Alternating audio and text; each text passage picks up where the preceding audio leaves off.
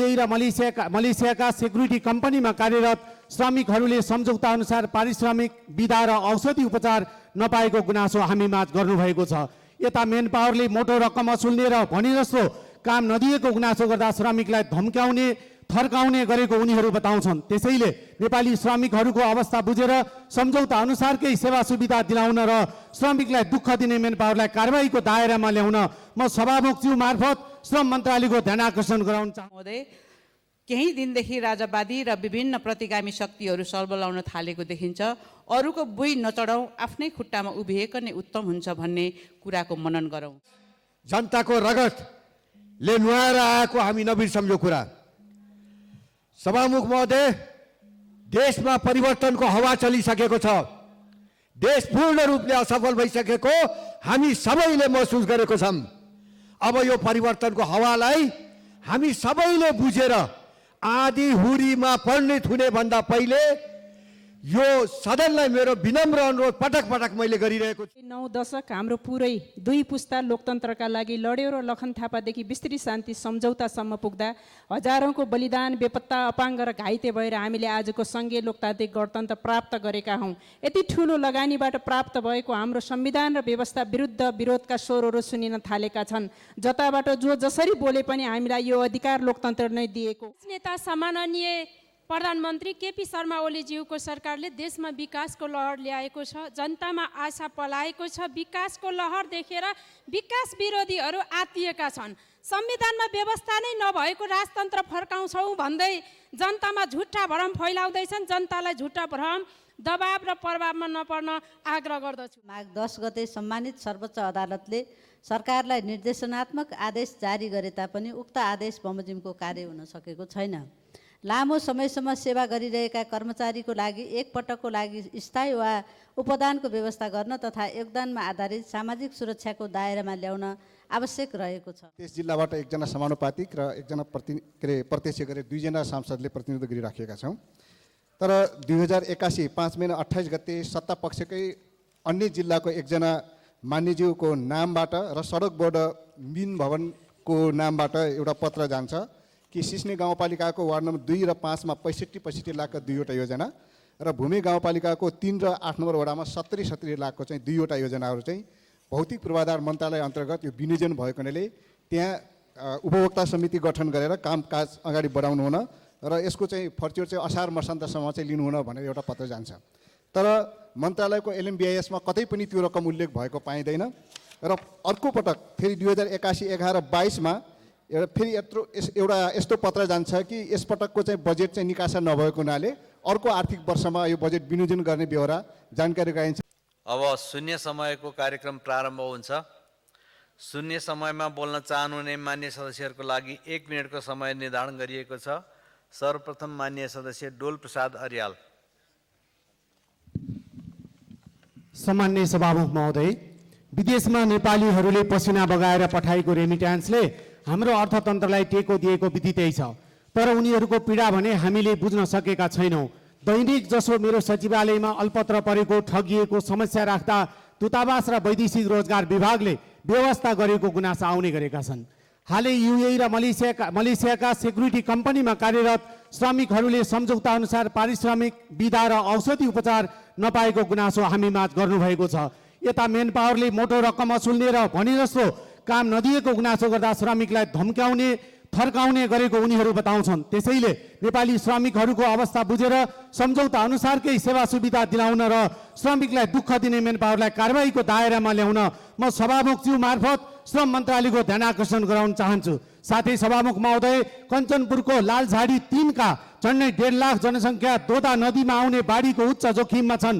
बर्खायाम नजिकैकाले जति सक्दो चाँडो सो नदीमा तटबन्ध गर्न म सरकारको ध्यान आकर्षण। माननीय सदस्य तारा लामा तामाङ। सम्माननीय सभामुख महोदय, लागु औषध प्रयोगले युवा पुस्ता कुलतमा फँसेको छ। समाजमा अपराध बढेका छन्। यसै सन्दर्भमा काठमाडौँमा उपत्यका प्रहरी कार्यालयले यही फागुन 27 गतेदेखि लागु औषध विरुद्धको महाअभियान सुरु गरेकोमा धन्यवाद र सफलताको शुभकामना। साथै भारतसँग सीमा जोडिएको जिल्लाहरूमा पनि सबै क्षेत्रमा सक्रिय सहभागितामा यान चलाउनु पर्ने देखिन्छ। सीमासँग जोडिएको मेरो गृह जिल्ला कञ्चनपुरमा पनि लागु औषध मुख्य चुनौती बनेको छ। चालु आवको 8 महिनामा मात्र 99 मुद्दा चलेको, 157 जना पक्रा परेको, 22 किलो चरेस, 276 ग्राम ब्राउन सुगर बरामद भएका छन्। कञ्चनपुरमा रहेको कैदीहरूमध्ये 45% लागु औषधका छन्। लागु औषधले समाजलाई खोक्रो बनाउँदै लगेको छ। त्यसैले लागु औषध विरुद्धको अभियान कञ्चनपुर सहित देशभरको सबै क्षेत्रमा लागू गराउन लागु औषध अपराध नियन्त्रणको लागि कठोर ठोस नीति अवलम्बन गर्नुपर्ने देखिन्छ। तसर्थ तत्काल सम्माननीय सभामुखज्यू मार्फत गृह माननीय सदस्य दिलेन्द्र प्रसाद बडु। सम्माननीय सभामुख महोदय, विगत वर्षहरूमा दार्चुला लगायतका जिल्लाहरूमा आएको बाढी, पहिरो, भूकम्प जस्ता विपदजन्य घटनाहरूबाट क्षतिग्रस्त भएका संरचनाहरूको पुनर्निर्माण र पुनर्स्थापनाका लागि ढिलै भए पनि सरकारले केही रकम उपलब्ध गराएको छ। त्यसकारण म सरकारलाई यसका लागि धन्यवाद दिन चाहन्छु। तर सभामुख महोदय, यो चालु वर्षको अन्तिम चौमासिक भएको हुनाले समय अभावमा पुनर्संरचना पुनर्निर्माण हुन सक्ने अवस्था नरहेको हुनाले छोटो र छिटो माध्यमबाट सबै संरचनाहरू निर्माण हुन सक्ने अवस्थाको सुनिश्चितताका लागि म सभामुख मार्फत सरकारको पुनः ध्यान आकर्षण गराउन चाहन्छु। हस्, धन्यवाद। माननीय सदस्य दुर्गा राई।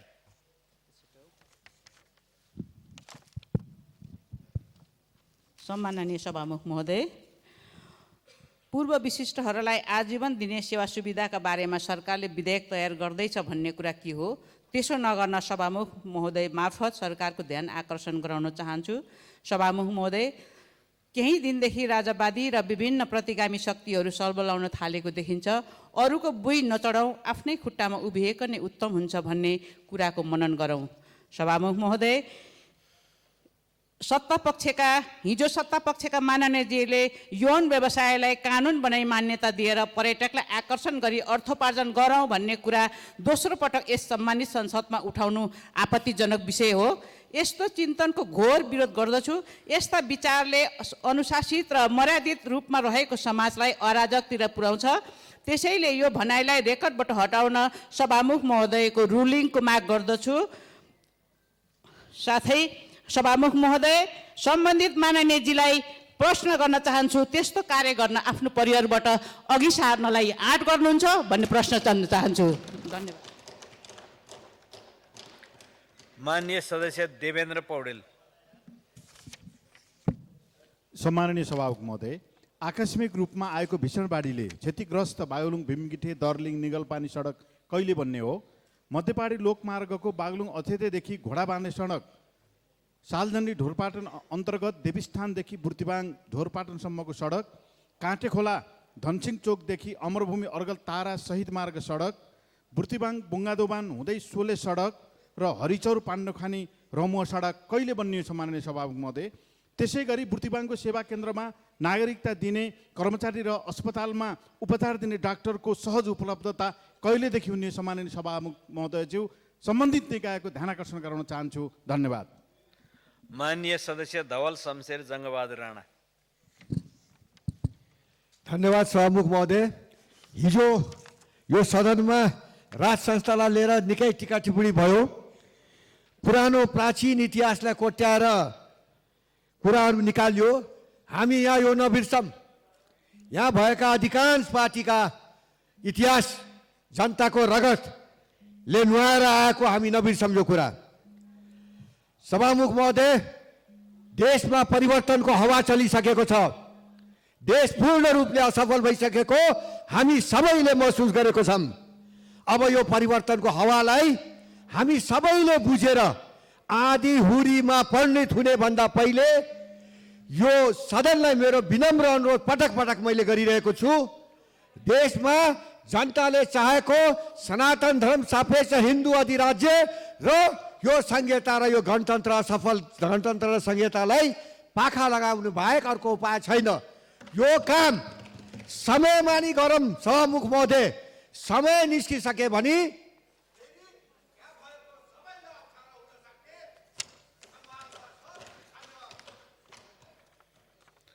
माननीय सदस्य ध्रुवबहादुर प्रधान। सम्माननीय सभामुख महोदय, धर्मनिरपेक्षताको आधार बनाएर राष्ट्रिय जनावरको हत्या गर्न थालिएको छ। बाजुराको जगन्नाथ गाउँपालिका वार्ड नम्बर 6 मा कर्णाली नदीमा ढुङ्गाले हानी हानी गौमाताको हत्या गरिएको छ। कानुन छ, त्यसलाई लागू गर्नको लागि थुप्रै निकायहरू छन्, तर कारबाही नगरिकन कानमा तेल हालेर बसेको अवस्थामा अविलम्ब कारबाही होस् भनेर भनिन्छ। म अनुरोध गर्न चाहन्छु, गौमाताको गोबरले ओजोन लेयर रिपेयर हुन्छ भनेर साइन्टिफिकली प्रुभड कुरा हो। त्यसकारण चाहिँ यस्तो जनावर जो चाहिँ राष्ट्रिय जनावरको रूपमा रहेको गौमाताको संरक्षण गर्नुपर्ने अवस्थामा हत्या भएकोमा अविलम्ब सरकारले कारबाही गरोस्। धन्यवाद। माननीय सदस्य डाक्टर नारायण खड्का।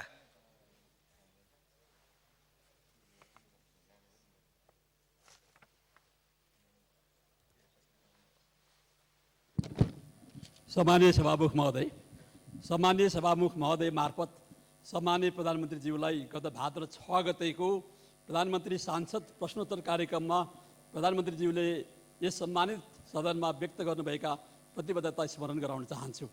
उक्त प्रश्नोत्तर कार्यक्रममा मैले उदयपुरको चौधरी नगरपालिका वार्ड नम्बर 5 सिवाईमा पर्ने त्रिजुगा नदीमा निर्माण सम्पन्न भई यातायात सञ्चालन गर्ने अवस्थामा 78 असार 19 मा आएको भीषण बाढीले क्षतिग्रस्त बनाई प्रयोगविहीन बनाएको पुल यथाशीघ्र निर्माण गरिदिन अनुरोध गरेको थिएँ।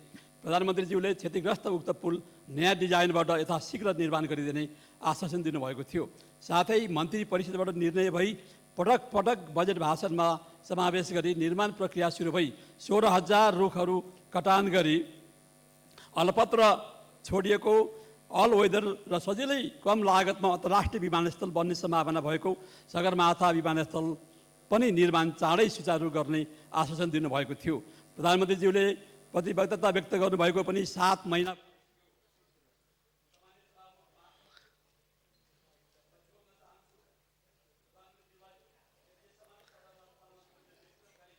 माननीय सदस्य, यहाँको समय सकियो। अब माननीय सदस्य नारायणी शर्मा।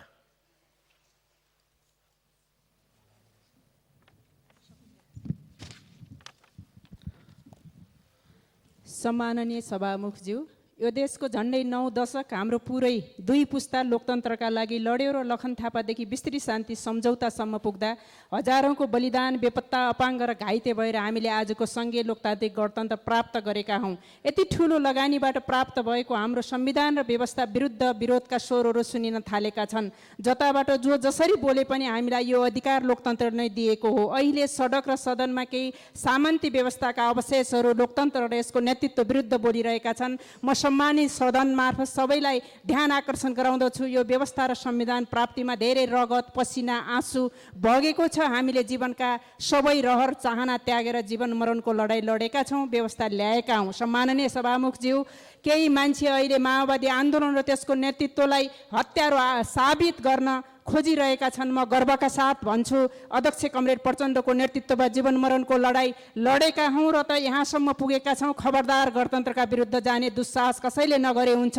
गणतन्त्रका हिजोका माननीय सदस्य निर्मला कोइराला।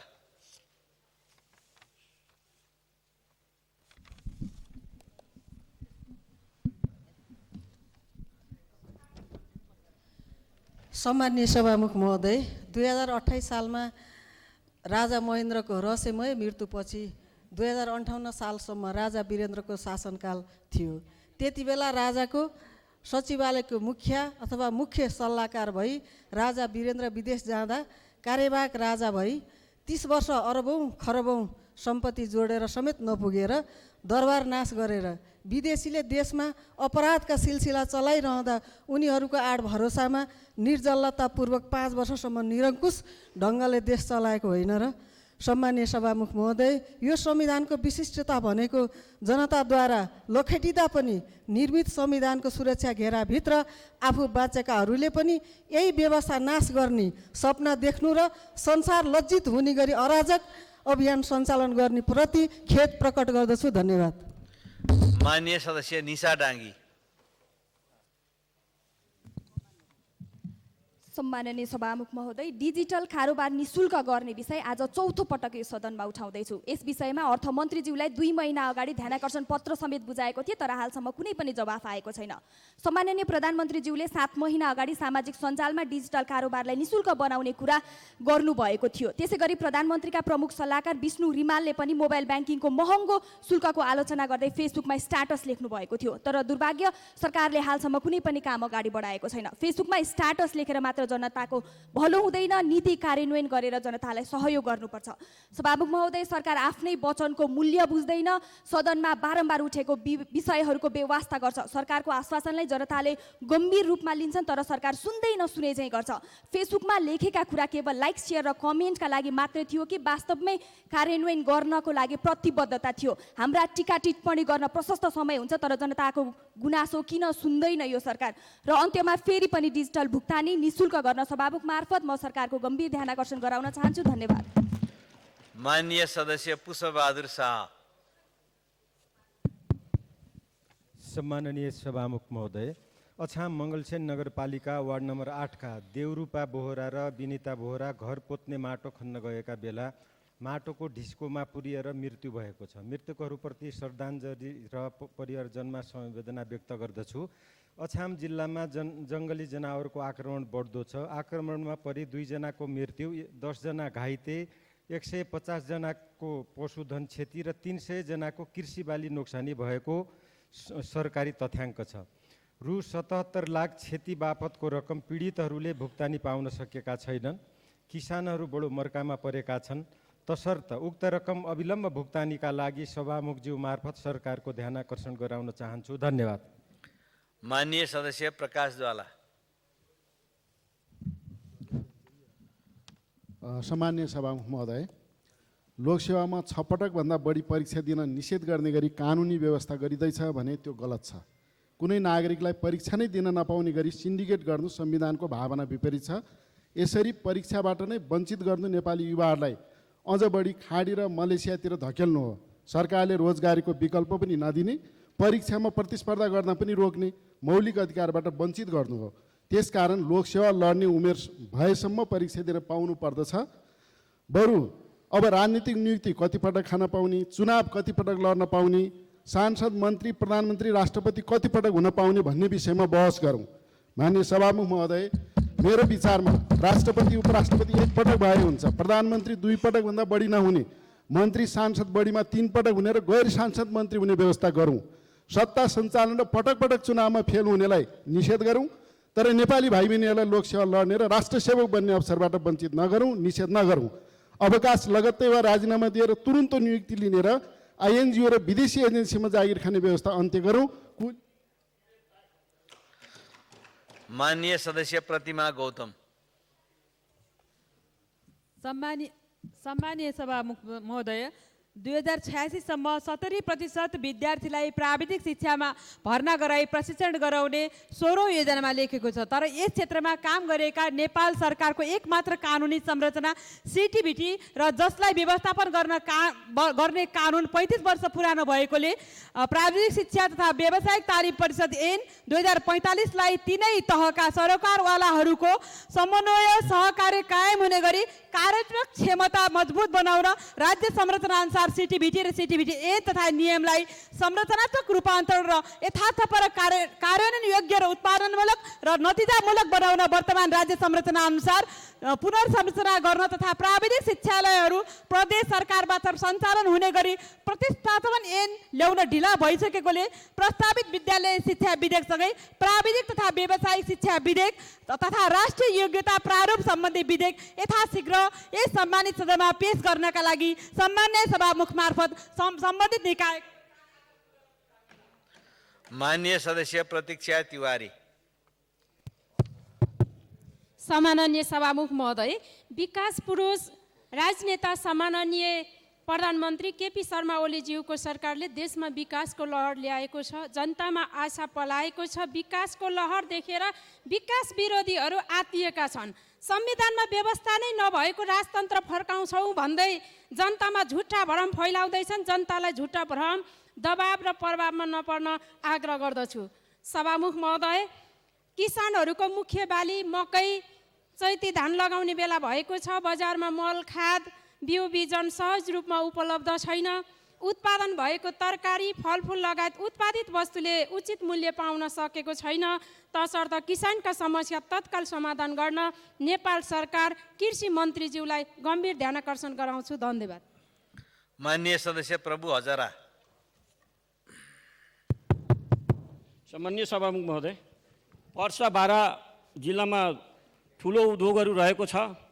त्यसतर्फका उद्योगीहरूले पटक पटक औद्योगिक क्षेत्र घोषणाको लागि सरकारहरूसँग माग गर्दै आएका छन्। हालसम्म औद्योगिक क्षेत्र घोषणा भएको छैन र औद्योगिक क्षेत्र घोषणा भएपछि उद्योगको विकास र रोजगारी सृजना हुने भएकोले औद्योगिक क्षेत्र घोषणा गर्न म सरकारसँग जोरदार माग गर्छु। त्यसै गरी नेपाल करिब 1700 किलोमिटर खुला सिमाना छ। खुला सिमानामा वैधभन्दा अवैध कारोबार बढिरहेको बिगबिगी छ। त्यसै गरी रोक्नका लागि प्रहरी प्रशासन मात्र सम्भव छैन। नेपालभन्दा भारतीय सिमाना क्षेत्रमा समान सस्तो भएकोले तस्करी बढ्नु स्वाभाविक हो। यसलाई न्यून गर्नको लागि भारतीय जीएसटीसँग हाम्रो भन्सार दरबन्दी र भ्याट मिलान गर्नुपर्ने गरेपछि यथाशीघ्र यो घट्ने छ र यस क्षेत्रको बिगबिगीहरू कारोबार जुन अवैध भइरहेछ त्यसलाई रोक्नलाई सहज हुनेछ। यसको लागि म सरकारसँग जोरदार माग गर्छु। हस्, धन्यवाद। माननीय सदस्य प्रेमबहादुर महर्जन। सम्माननीय सभामुख महोदय, विगत 40-45 वर्षदेखि पाटनमा धेरै मूर्तिहरू चोरिन्थ्यो र जुन बेला हामी ससाना थियौँ र ती लिच्छवीकालीन मूर्तिहरू संसारका विभिन्न ठाउँमा छन्। अहिले पनि पुरातत्व विभागमा आउने र ल्याउने काम जारी छ। म नेपाल सरकारलाई धन्यवाद दिन चाहन्छु। अहिले पनि अमेरिकाबाट ती मूर्तिहरू फिर्ता आउने क्रम जारी छ र त्यति बेला नेपालका शासकहरू को थिए, व्यवस्था कस्तो थियो, त्यही व्यवस्थाको विरुद्ध 2046 सालमा जनताले, अझ विशेष गरी पाटनका जनताले यही चैत महिनामा विशाल एउटा पङ्क्तिले व्यवस्था परिवर्तन गरेको थियो र त्यसकारण पाटनका ती महान परिवर्तनकारी जनताले म हार्दिक धन्यवाद दिन चाहन्छु तथा शहीदहरूप्रति श्रद्धाञ्जली व्यक्त गर्न चाहन्छु। त्यसैले हामी अब फर्किने होइन, अब अगाडि बढ्ने हो भन्ने कुरा म ध्यानाकर्षण गराउँदै र आफ्नो भनाइ अन्त गर्छु। साथै ती महान माननीय सदस्य प्रेम सुवाल। सभामुख महोदय, उपभोक्ता संरक्षण ऐन बनेको 6 वर्ष भयो। सरकारले उपभोक्ता अदालत भर्खर गठन गर्यो। यति सुस्त किन? बिना बिल उपभोक्ता अदालतमा उजुरी दिन नपाइने हुँदा अनिवार्य बिल लिने दिने व्यवस्थामा सरकारको पहल हुनु जरुरी छ। उपभोक्ताको मुद्दा सरकारले सित्तैमा लडिदिनु आवश्यक छ। गाउँ गाउँमा सडक पुग्यो, हाट हाटमा मोबाइल भयो, तर सन्तुलित विकास नहुँदा गाउँका बस्ती प्रदेश र सङ्घको राजधानीमा स्थानान्तरण भइरहेको छ। नेपालमा मोबाइल मर्मत हुँदैन, मोबाइल निर्माण कहिले हुने हो? बसाइसराई जिल्लाभित्र मात्र हुन पाउने कानुन बनाएर देशको सन्तुलित विकास गर्न र मोबाइल लगायत आइटी उपकरण नेपालमै निर्माण गर्न सक्ने गरी नयाँ पुस्तालाई शिक्षा प्रदान गर्नु जरुरी छ। जनताका प्रतिनिधि र सरकारका अधिकारीहरू आफ्नो जिल्लामा बसेर देशलाई सन्तुलित विकास गर्नु जरुरी छ। धन्यवाद।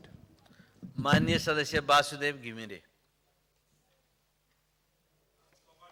महोदय, मैले सदनमा यो विषय पटक पटक उठाएको छु किनभने हाम्रो समृद्धिको आधार पर्यटन नै हुन सक्छ। भारतमा 1.5 महिना चलेको महाकुम्भको अवधिमा मात्र करिब 10 लाख नेपालीहरूले कम्तीमा 20 अरब खर्चिएको चर्चा छ।